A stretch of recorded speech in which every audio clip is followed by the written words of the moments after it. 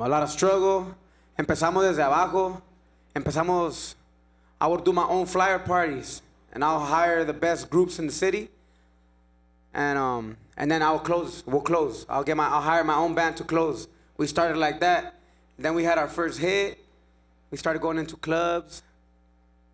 Then it went to like from 20 to 50, and then from 50 to 100, and then, little by little, we went to a lot of clubs, nothing the same, The people get extra drunk. That's where Otra Peda came from, At the clubs, it's a little more crazy, but then we just jumped into the next step, and thank God nos fue bien. Poquito a poquito estamos cumpliendo más metas y llenando arenas y estados, gracias a Dios. A huevo. Bueno, Jorge, Hans, Jesus Ortiz Paz, fierce frontman of Fuerza Regida. Thank you so much for being here with us. I'm so excited. Buenos días. Welcome to Latin Music, and thank you everyone for being here. Before we get into the conversation, I want to see if we could play some footage from the massive Otra Peda tour de Fuerza Regida. Yes. It's a party on stage. Well, first of all, I want to say a special thank you to Live Nation for hosting this very timely conversation.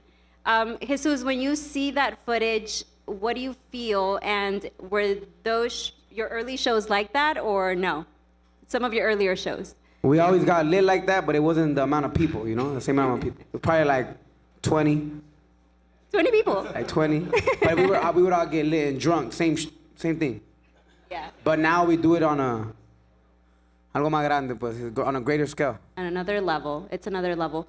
If you could just talk about, I know you've hustled for many years to get to this point, to have a massive tour where you're selling out stadiums.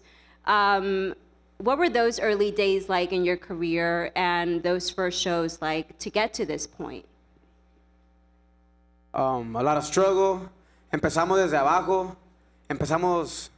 I would do my own flyer parties, and I'll hire the best groups in the city. And then we'll close. I'll hire my own band to close. We started like that. Then we had our first hit. We started going into clubs. Then it went to like from 20 to 50, and then from 50 to 100, and then, little by little, we went to a lot of clubs, nothing the same, The people get extra drunk. That's where Otra Peda came from, At the clubs, it's a little more crazy, but then we just jumped into the next step, and thank God nos fue bien. Poquito a poquito estamos cumpliendo más metas y llenando arenas y estados, gracias a Dios. Y tú mismo cobrabas las entradas en esos shows. Tú eras tu propio... Oh, sí, yo era mi propio Live Nation. Sí, claro. We were the promoters. I would have one of my managers sell a beer. He was my staff back then, and así empezamos. Yo era el mesero. Llegaba y te vendía las botellas, cobraba la entrada y también cantaba. Oh, so you wore all hats. You were everything. Yeah. Business from the jump. We've been businessmen. Yeah. Okay. So I definitely want to talk about, like, it seems that Mexican music, obviously we talk about like the growth, el regional mexicano, but that also translates not only on the charts, but we're seeing it in the touring space también. And it seems like it was overnight, right? Que all of a sudden now we're seeing them do stadiums, sell out. That's not true, right? It was nothing like that. Right. We came, I'm not going to say we're the first ones, but we're one of the pioneers that started opening these doors. When I came in, actually, if you had 1 million streams, monthly listeners, 1 million monthly listeners on Spotify, you could sell out a venue of like 1,000 people already. And the big regional Mexican in those times was like Banda MS, which had like 10 million. And that was like, oh my God, we came from the beginning, from the jump, carving the road, and it took people think it was fast, you get me? But it was never fast, because before Fuerza Regida came in, there was, Ramon Ayala, all the big legends that carved it for us. But we're the ones that, we're Americans, so we kind of have the flow, and we started dressing different, and we kind of hey, let's take the Mexican music and let's go that way, you know? And then everybody came with us. And then all the Mexican artists started dressing like us, and it started going that way. Yeah. And now, thank God, la música mexicana es número uno ahorita en todos los charts, you know? I want to get your perspective too, Hans and Jorge, on, again, like this was not overnight. I'm sure also you guys struggled to promote these concerts and eventually we got to this point. So how has that trajectory been for you guys that are behind the scenes actually like producing these shows? It was definitely a process. Years before, you know, taking this type of bands to the clubs was what made sense. And then when these generations of Latinos start growing up, there's a bigger mass, and these are the same people that are buying the Drake tickets, they're buying the Fuerza Regida tickets. So for us, it was more like, where do we take this next? And we started aiming for theaters, and then aiming for arenas, and then amphitheaters, and then stadiums, and it's been working out. But it's been years in the making, and a lot of thought process on the ticket prices, on the routings of the tours. Can we go to a certain market? Can we go to Bristol, Virginia, and sell 20,000 tickets? When years before, going to anywhere in the East Coast with Mexican music was like, you'll be lucky to sell 3,000. You'll be lucky to sell 2,000. It's been a process, and it's been a very positive outcome so far. I think it's very tied of like what's happening with the explosion of streaming, what you guys were talking about, and then also the movement of just people around the city, or around the country.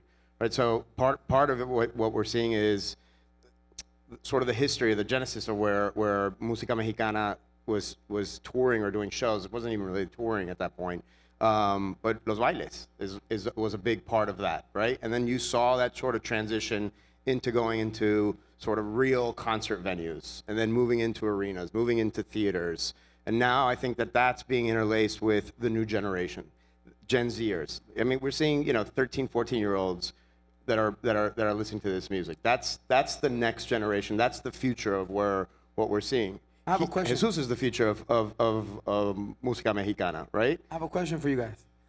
Like, who was the first, like, back in the day, the Mexicans going into arenas, like, before, like, the new generation? I just had that question right now. Vicente Fernandez. Well, the obvious one, Vicente, Antonio Aguilar, Joan Sebastian. There were That's a question that I have. Sorry about that. You're fired. I took over. You're getting ahead of yourself. But you said, okay, now it's time to go into arenas, stadiums. How do you measure that? Like, how do you know that the industry is ready, that the audience is ready? Porque yo como mexicana antes era como que no. O sea, había muchísimos estereotipos con la música mexicana que no eran real. So how do you measure that where it's like, we're ready? A lot of the stuff we do, I mean, you got to look at this, look at the data, look at the numbers. But a lot of the stuff we do, believe it or not, is gut. You feel it. Can it work? Do you have a feeling it can work? And you just go for it. You see like the sort of the trends as you work and you develop and you have this sort of strategy of what we want to build towards. You start seeing sort of the sale tendency, how fast things move. When you go to the shows, you can see sort of the excitement, the new music that kind of comes out, and you're saying, all right, it's time, right? Like you can start to feel it. We're selling out way more in advance than you ever have in the past, right? Like typical, we would sell out shows, and the last 2 weeks. Now we're selling shows out on the on sale, right? The buying patterns are changing. And you could just see, I mean, that's the thing about Jesus, right? Jesus has like a grind that very few artists have. I mean, he's got a great story. You should tell this story about like the show in Ontario, where all sales like sort of stopped. Right now, when you mentioned that, I was thinking about the first year we started, which is only our second year. Yeah. But we would, to be honest, each city we had to go to, like to sell out, we had to show up like 2 days early. But like if he's talking about Ontario, we stopped the freeway and stuff like that in my city because the tickets weren't selling. But they sold out. But we made sure it sold out. But what did you do on the streets? I just went to go stop the freeway. I stopped the 10 freeway, right? Yeah. The 10 freeway, we stopped it right there on where the billboard was at. And he performed. Yeah, and we performed the song, and everybody was honking. get out of the way. And I was like, I gotta perform my concert. I gotta sell tickets. I think we got like a week left. Let's go. He stopped on the freeway, and then they shot TikTok, and they shot content that had the arena in the background, and that became like the promotion for selling out the show. And now, thank God, I show up the day of, and I go straight to the arena, and we're sold out. So I had to put in that work. It wasn't just it's not that. For me, it's never been easy, you know. Since I'm telling you, since the Flyers, to where I was a mesero and I was charging at the door, to now finally this year we get to kind of a little kick back and rest and just show up to the show sold out. We go like this. You feel me? Thank God. Y ya when they tell you, okay, we're gonna start doing a stadium, how do you prepare for that? Did you feel ready? Were you like, let's do it? I just said, let's do it. And like I said, it was just sold like that, como pan caliente, como conchas. Conchas con café. Pum, pum, pum, pum, tamales, pum, se fueron. Okay, I want to talk about, you guys said this is your second year working together, Live Nation, Jesus. What were your priorities for them? What did you want from this partnership? And also, what did you guys want? What was your vision for Jesus and Fuerza Regida? Me first, Because you're a businessman, entonces I'm sure you knew what you wanted right away. well, we just wanted to make sure we had a good promoter, a good team, and we do. And we wanted to sell out. And as a team, we've been doing it. We've been doing pretty good. Yeah, I mean, we talked about, like, you know, what are the things you want to accomplish, right? The stadiums. What are the steps to get there, right? You dream big first, and then you kind of put the plan backwards to saying these are the steps that we need to do to kind of get there. And that bringing some, like, you know, the strategy, bringing structure, helping organize the tour so it's more cost effective for them, so that they save more money, they make more money, they save more money, and just really maximizing the efficiencies of a tour, coupled with strategy and making dreams come true, right? Like that's at the end of the day what we want to do for fans and for the artists. Jorge, anything you want to add about? And for us, it was we saw what Fuerza Regida was doing, and we saw him as a performer. I saw him a few times perform, and I knew he was ready for the big masses, right? When I saw Fuerza, I can't remember which club it was, probably the El Malecón or one of those, and I was like, this band could be massive. This is a great front man that if you put him in front of an arena level stage, he will kill it. And for us, it was just, let's put our infrastructure to work for them and help them achieve all those goals. And it was great. It's been great. If you can talk, obviously BMO Stadium was huge. I think there's like an anecdote about beating out Blink-182's attendance, but can you talk about behind the scenes of getting that stadium and how it marked up before and after in your career? I'm gonna be honest. They just told me, "Hey, you're gonna be at the BMO. You want to do a stadium?" I was like, "Yeah." And then we went on sale, and then we sold out. Like that. To be honest, it was never that easy for us. And thank God, all the hard work we've been putting in, that's how that show was. I didn't have to do nothing. I didn't have to go stop a freeway or nothing. You know. Thank God, and it was just like, "Hey, you're sold out." I was like. Pfft. You feel me? What about for you guys at Live Nation? How was the behind the scenes for that? No, we thought look, we knew we wanted a big statement. You know, California, LA, obviously being his hometown, that was part of also. We knew that the support was going to be there. We knew it was a time for him to make a statement, not just for Fuerza, but for the genre in general, right? That for us was important. I think the next thing for us is like taking this thing global is really what we're thinking about, right? We've been talking with Chema over at Sony. They're very excited, and we have a strategy that we're implementing in conjunction with the label, with the artist, with Rancho, to really focus on taking this to a global scale. That's for me is where the next phase of this is moving. And it's been going. I've seen a lot of Mexican music and a lot of other countries. I think we are going global, gracias a Dios, for real. Back in the day, you had if they were bumping Mexican music, if you're bumping it, you have to lower it. You get me like, shh. Now people that don't even speak Spanish bump that shit. So I feel like We already went global. We're going global. Ya no hay vuelta para atrás. No hay vuelta atrás. Ya, puro derecho. Let's go. Let's go. Gas. All gas. No brakes. Oh, that's a good one. I already got the name. So this is where my question comes in, where before it was like Juan Sebastian, Vicente Fernandez. It was like an elite group of artists who could only do arenas, who can only do that type of massive tours.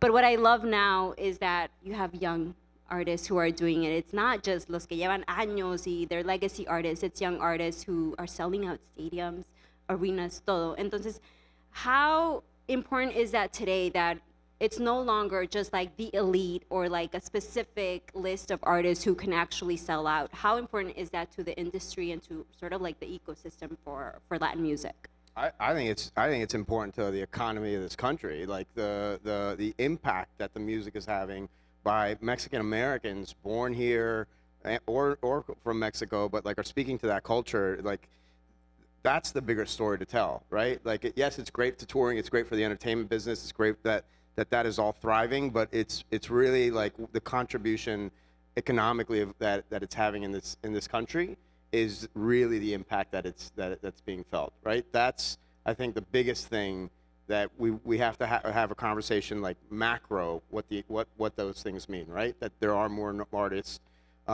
selling out, but it's that's more jobs, it's more money going through the cities. It's a huge contribution to from that community to this country. It's big, and no disrespect to the legends, because they're the ones that inspired. I mean, they inspired me.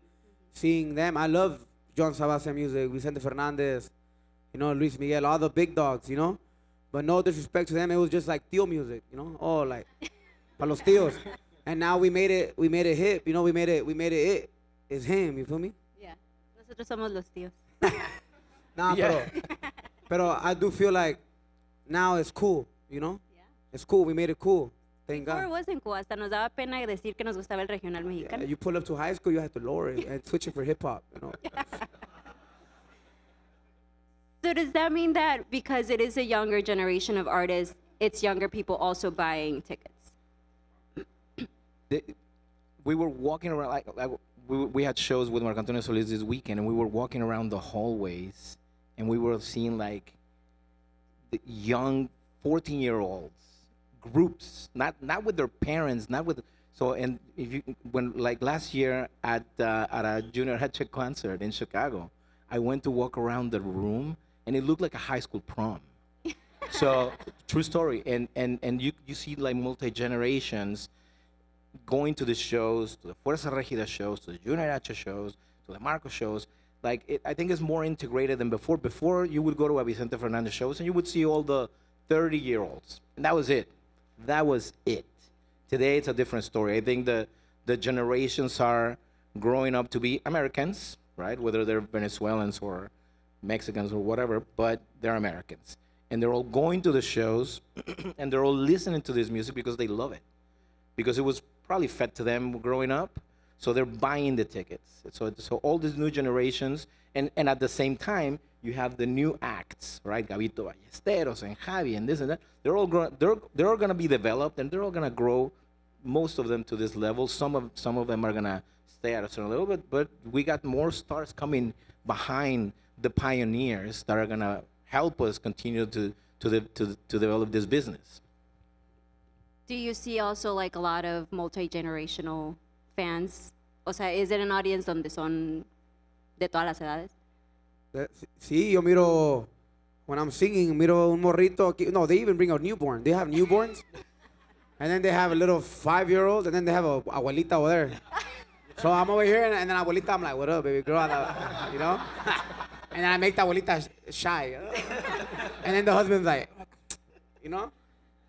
Nah, but yeah, I do see all types of crowds in my concerts. And he was talking about Junior H. They do got a lot of, it's like prom. I seen that. Like, it's different. It's just a bunch of small kids. Yeah. But that's dope. Yeah. Everyone has their crowd. You talked about stopping the freeway in Ontario. How are those strategies once you guys do announce? Now they're selling out, pero like on sale. Pero antes, how was that strategy implemented to sell tickets? Were you super involved in like, hey, this is what I'm gonna do from my perspective, do like content stuff? That's what we do. We do that with my team. We make sure we we didn't go to school for marketing, but that's we the king at that. We do marketing, and then later on I came back with a big bill like, hey, Live Nation, I paid this much. I wish every artist was as creative with the content as Fuerza, because they just create all this stuff and they just we don't ask for it, we just get it, and then we amplify the message. Like they're very creative. They do all these crazy videos, all this I'm going global, bro, outside of his house with a Lamborghini, but like all this crazy content, and it works. It helps, now that they're selling out immediately. We can take a breather, but there's other artists that we need to, implement different strategies, different creative things that we can do and ask them to do. And some of them will say, no, I won't do it. Go market it, however you can without me. Some people just have the star, though. Some people don't got to do all that. On my side, I see it like we have to work a little hard, but hey, no hay pedo, hard work beats talent, So. Yeah, and I think also today, right, artists in general are in constant communication with their fans, right? It's not just a promotion of one thing. That allows us, I think, in general, to have more flexibility with being creative on how you can market shows versus how you traditionally used to market them pre-social media, right? Where things were a little bit more rigid and you had to get creative with implementing ideas that we could do, but it was very limited. I think today, the artist has a much bigger reach, and it just becomes a part of an extension, right? So when Jesus or any other artist goes and does these types of promotions on their social media, it doesn't feel like it's a promotion. It's another way of having a conversation with your fan, reminding them that they're here. How do we connect? Like that's what he's a master of, right? That's what allows us to then get involved and amplify that message. That's I think how what we've seen today in the differences of marketing shows is you have a greater flexibility of content and reaching fans, amplifying it through a lot of their existing channels, right? It seems way more organic than that's what I was gonna say. That's the secret to it. It's like it can't feel forced. When it feels like it's a real genuine conversation, and if you treat it that way, that's where you see the greatest impact of people responding. That at the end of the day is you're just trying to tighten that bond that they have with the fans, and it's big. I mean, they drink a lot for you. They show their love in liquor.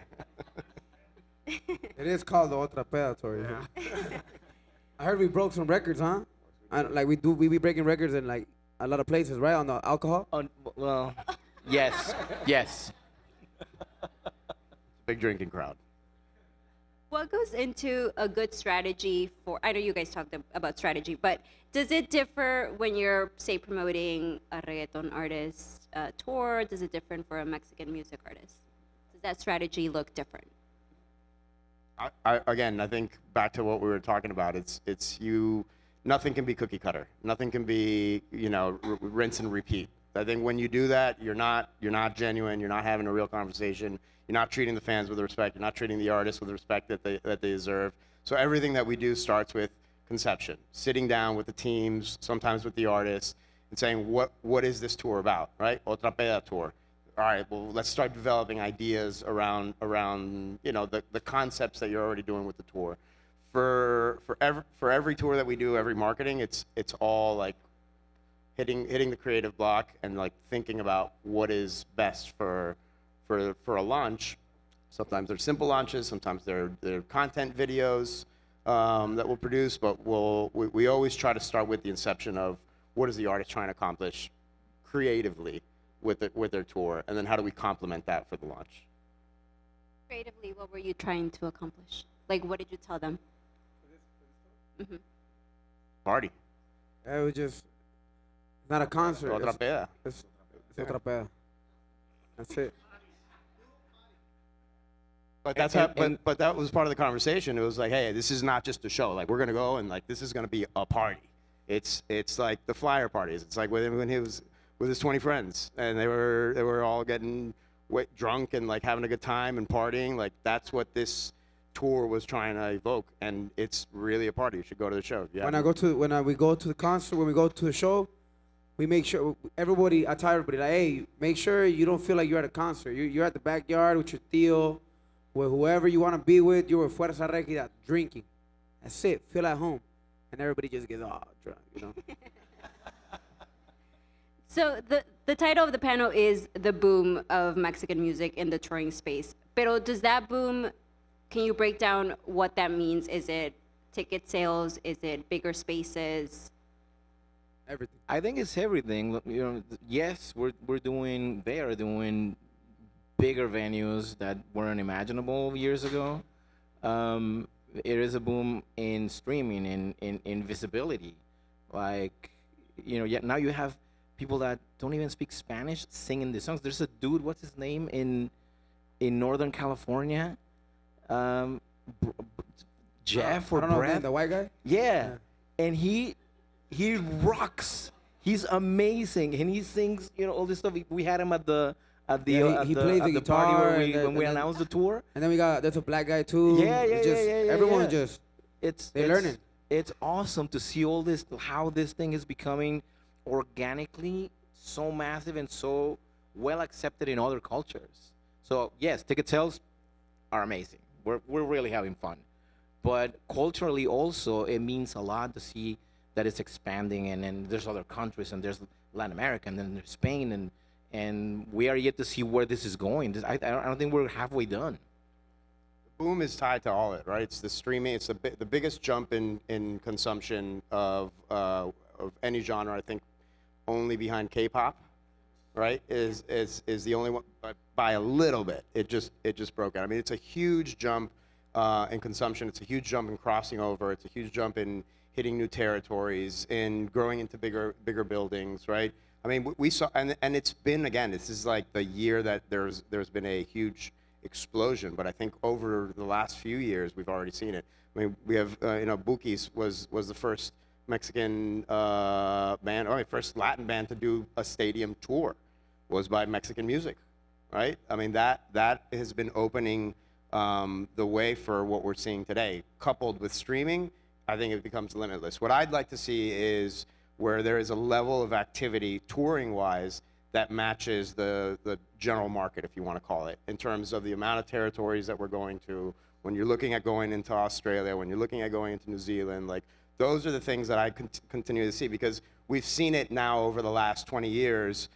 Europe has been completely changed in the demographic of people that are out there. There's more Mexicans, there's more Venezuelans, there's more Ecuadorians. That's changing the consumption habits of those countries. That's allowing for bands to now go and tour deeper into Europe, right? That's the continued growth that we're seeing, and that. Let's go. Let's go. Let's go.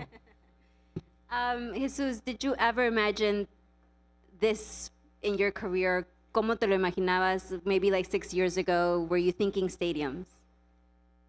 I always imagined something big, but 6 years ago it was kind of like hard to see through it. Like kind of hard to be like, oh, we're gonna be like hitting stadiums. Like, nah, we thought probably like, oh, we're gonna do the biggest nightclub or a nice little terreno over there, you know.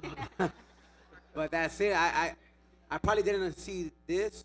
I always seen myself like as a little kid being this big, but I obviously like for real. Obviously, I didn't see it with this type of music. I didn't see like us breaking the barrier like that, and we did. What do you think it means culturally to que Hans diga we're limitless at this point? What does that mean to you as an artist? What's that word mean? Limitless? What? Que no tienes límites. Oh, I thought you said limitless.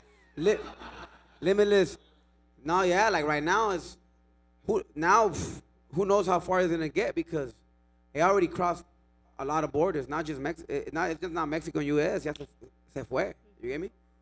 So I think, yeah. What is it? How they that saying? The limit is the sky, or como? Sky's the limit. Yeah.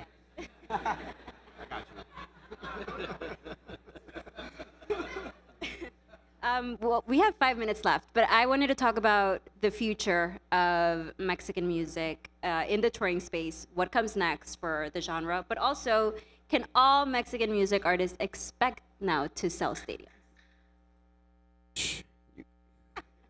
Hey, we'll see, right? Look, You gotta work. For us, it will be amazing if we had 20 more. Pues, cómo Fuerza no. Regida, right?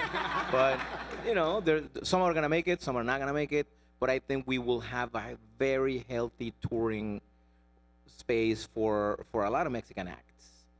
I think we're looking really good. I think, like I said earlier, there's acts that are being developed that are gonna make headlines very soon, and they're gonna join the Fuerza Regidas of the world in the bigger venues. And I think we're seeing that there's buyers, there's ticket buyers in large numbers, because can't remember where we were with Fuerza, and Karim Leon was there the same night. He was sold out, we were sold out, and there were also bailes that were like in the same night.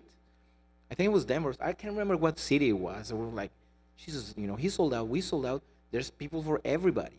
You know, this is really healthy. Yeah, I think you have to like also, because right, regional Mexican is such an umbrella term, and it's been always like thrown into this one pot, and it's really not representative of talking about who the artists are and the fans are. It's like it just happens to be coming from one country almost, right? Like is what when you're talking about that. But the reality is, you know, for an artist, there needs to be, I think, greater representation for like the genres within it, so that we talk about them within the genres, right? We don't talk about American music and then it's all hip hop, country, indie, alternative rock. Like it would be the equivalent of throwing all that into one pot. I think there needs to be greater representation because the numbers are there, the explosion keeps going, and then, you know, and you're seeing it, right? We call it now regional urbano, right? We call it. I don't even know what the hell to call it anymore. Yeah, it keeps changing every year. Hey, but Corrido tumbao. hey, as long as let's keep pushing. But it's important that like you're talking to your fan, and that artist, when they're focusing, whether you do mariachi, whether you're doing corridos, whether it's banda, like talk to your fan, and that you don't have to. I think the wrong approach is always trying to be the music for everybody, and this market is so varied that you do have, you know, different fan groups that listen to different types of music, Mexicana, and they don't necessarily listen to all of them, right? But they may also be listening to Fuerza and Drake or Kanye. Like, there's a lot of shared interest. So I think you do have to. We have the responsibility, all of us in this industry, because at the end of the day, we're sort of setting that tone of the conversation that we need to give this the space that it deserves, and we need to start calling things by what they are, so that they have better representation within the industry to the people who are not in our business. As long as we sell those tickets, huh? I got you. Jorge, you wanted to add something to that? No. Okay.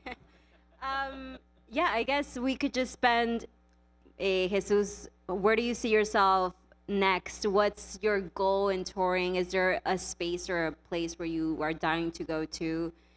What's your future like in touring? I'm just in my own lane, just going that way. So whatever's coming up, let's go. I'm not stopping. Do you have like a dream venue? To be honest, I've accomplished almost everything I wanted to do already. So the next thing is I don't even know. Let's just keep on going. I look at whatever, if there's potholes, if we topamos con carros, piedras, no hay pedo. I'm in my own lane, so I just swerve out. Let's go. Bam. That's what I say. I see Jesus is just so focused. I mean, you were up till, I don't know, God knows what hour working on new music. Like, he's in the studio. If he's not in the studio, he's making music, he's on the road. Like, it's just a consistent sort of like focus on his music and growing that, right? And I think that's what we're. Yeah, just focus on me. Pretty much what he's saying. Like, just, I don't look at over there, I don't look over there, I look that way, and that's it. Let's go. And like he said, I called George like at 5, 6 in the morning. I was like, hey, you can't change the. I heard. I was like, man, I don't know. I'm only gonna get like 40 minutes of sleep. He's like, I don't think so, man. I was like, all right. I continued working on the song because I had to finish it for my album. But to be honest, I'll do everything. I'll do whatever you want. Un reggaeton, una cumbia, un corrido. I think we've proved it with some cumbias already, with some corridos. And in the album, we got a lot of stuff. In the album, we got everything. So be surprised. Be ready for that album October 20th. Pa' las babies y beliqueadas. Pónganse pilas porque se viene bien el disco. and he's developing acts with his label. So Yeah. there's a lot more to see. Oh yeah, Chinito Pacas is popping. You know, he's about to be at the Billboard's show. We're not, you feel me? But he's gonna be there. It's gonna be lit. A businessman through and through. Yeah, Street Mall Records. You know, I grew my company, and I got a lot of artists that are doing good. Thank God. You know, I think Calle 24 was on one of the magazines. Yeah, it's something big, crazy. Any time is up, but any last thoughts on the topic on Mexican music in the touring space? Anything that you guys want to add? We're not done yet. We're gonna continue to see the growth. We're going Just global. wait and Gracias a see. Dios. Yeah. Well, thank you all three so much. Jorge, Hans, Jesus, thank you so much.